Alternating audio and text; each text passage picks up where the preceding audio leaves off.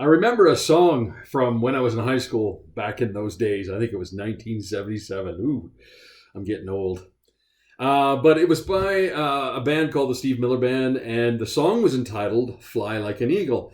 And even though I didn't fully understand what the song was about, he lists a whole bunch of problems that need to be taken care of, and then he sings about flying away like an eagle. So I wasn't sure if he was trying to get away from responsibility or anyway, it doesn't matter. Don't want to psychoanalyze any kind of a pop song from 1977. But I do remember the chorus. The chorus was quite good.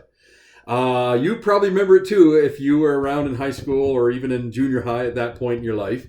The chorus went, "Time keeps on slippin', slippin', slippin' into the future."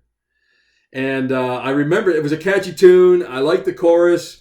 It was a little bit like airy and spacey, and you know how the sound was around that. Time keeps on slipping, slipping, slipping. That's my rendition of it anyway. But I want to talk to you today about time. How important time is. I mean, the scripture is based in time. It has a beginning, which is a time word, and an end, which is a time word. And in between, it has some significant things that take place in exact timing. In fact, it's even recorded about Jesus' birth that he came in the fullness of time.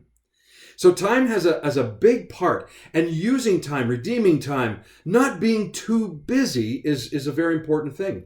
I know sometimes as a pastor, I give myself a bit of a break. You know, I say, well, you know what? I'm a pastor. I got to work for the church. I'm busy for the king. You know, all that kind of stuff, and I can make it into an excuse. And become so busy, so driven that my soul begins to shrivel. My heart, my emotions become weaker. My resistance, my resolution, my convictions can even be pushed to the sides, pushed to the margins because I'm too busy. I get too busy, too tired. And I think that's a bit of a problem for all of us, that perhaps in this season of Corona has been addressed in some way. I remember a time when Jesus was out and about, and I remember reading this for the first time in a translation or in a paraphrase called The Message. And it's a wonderful story about Jesus looking at the people and realizing how overburdened they were, and how overbusy they were, and how driven they were. And he says to them, and this is from The Message in Matthew chapter 11, "Are you tired?" Yeah, most people run around. That's a common statement. Oh, I'm so tired. Are you worn out? Are you burnt out even on religion? You can be burnt out even on something as good as doing good things. Jesus says, "Come to me. Get away with me and you'll recover your life." That is quite a promise. You'll recover your life. If I make time to get away with Jesus, he will help me recover my life. I remember a speaker back when I was a Bible school student. I went to a conference. He quoted Jesus as saying it this way: "Come apart with me before you come apart." Because our lives are often so busy. He says, "I will show you how to take real rest. Walk with me, work with me, watch how I do it. Learn the unforced rhythms of grace." Oh, that phrase just jumped off the page at me the first time I read it many years back. Learn the unforced rhythms of grace. Was your life prior to coronavirus, would you say it was characterized by living in unforced rhythms of grace? Or would you say it was more driven by force rather than unforced? And not by grace, but more by exhaustion and a feeling like you had to do everything for everybody. It was hard to say no. Is that your life before Corona? Well, post-Corona, since isolation has come, it has forced us to actually stop being so busy. Now, I know what happens. I know that we look for the easiest pathway. We usually go towards, everybody's wondering, well, why are the alcohol stores still open? And why are the pot stores still open? Well, the fact of the matter is, that's what we run to. That's what we run to in order to fill our lives. And I think it's a problem. It will destroy us eventually. But Jesus says, learn the unforced rhythms of grace. I won't lay anything heavy or ill-fitting on you. Keep company with me, and you'll learn to live freely and lightly. That's the goal that Jesus has for us. And I think if we were to really be honest, especially pre-corona, I think we would probably come up with a solution that says, you know what? I was just driven by everything. Another appointment, another thing I have to take care of, another project I have to start, another project I have to finish, another project that someone else wants me to do, another thing that's going on for my kids, for my husband, for my wife, for my parents. It's just non-stop, for my church even. I got to keep going, keep going, keep going, keep going. And it's like you're driven not by grace, but really by just exhaustion, sheer exhaustion and adrenaline, which is not healthy. My wife at the beginning of Corona was going through the book of Ezekiel, and one of the statements caught our attention.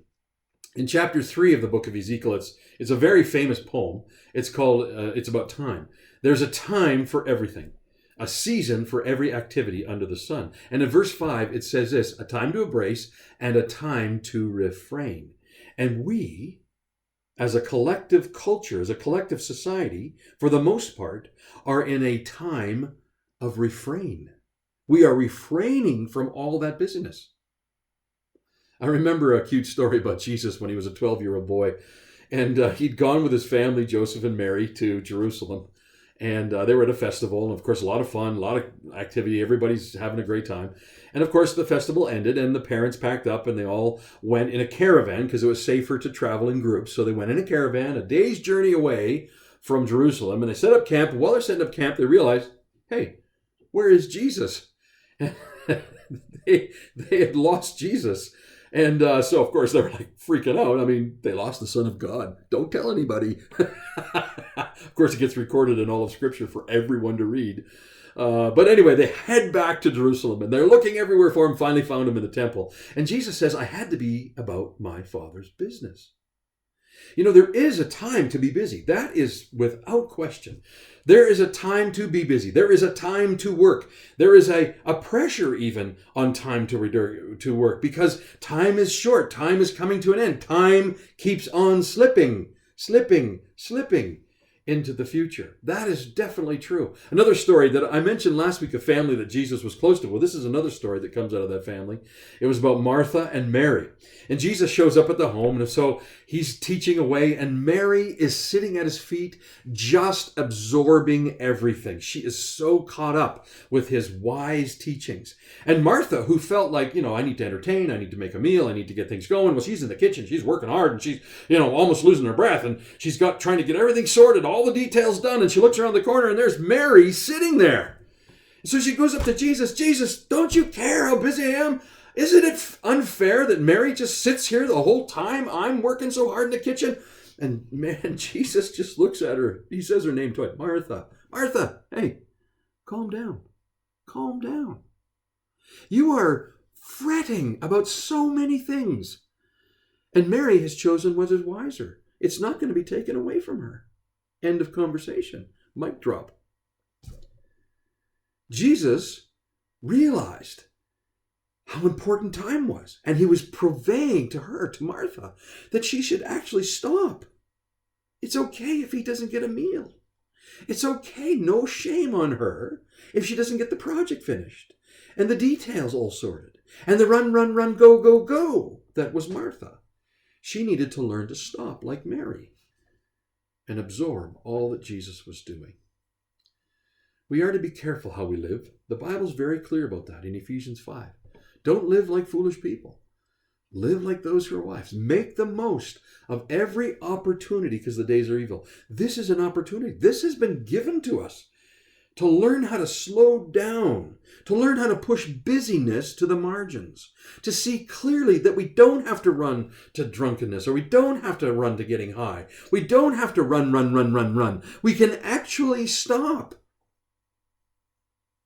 And we can take some time without too much pressure to sit and to pray and to think and to get close to God. He says, don't act thoughtlessly. How much of our lives are driven by thoughtless activity? Just going, just reacting, responding. It can get overbearing at times. Don't be drunk. Don't be thoughtless. Instead, he says, be filled with the Spirit. Take some time. Slow down. Stop. Be filled with the Spirit. Like Jesus said originally, walk with me. Work with me. Watch how I do it. Learn the unforced rhythms of grace. If you come aside, if you come apart, if you come away, if you draw near to God during these little extra bits of time that we would normally be so busy with, if you decide to draw near, God promises, I'll draw near to you. And I know that you'll be blessed. I know that you'll be strengthened. I know that you'll learn how to live freely and lightly, because it will no longer be driven and forced and to the point of exhaustion. It will be full of grace. The unforced rhythms of grace. God bless you as you pursue this, as you begin the process of taking the time and not letting time just slip away.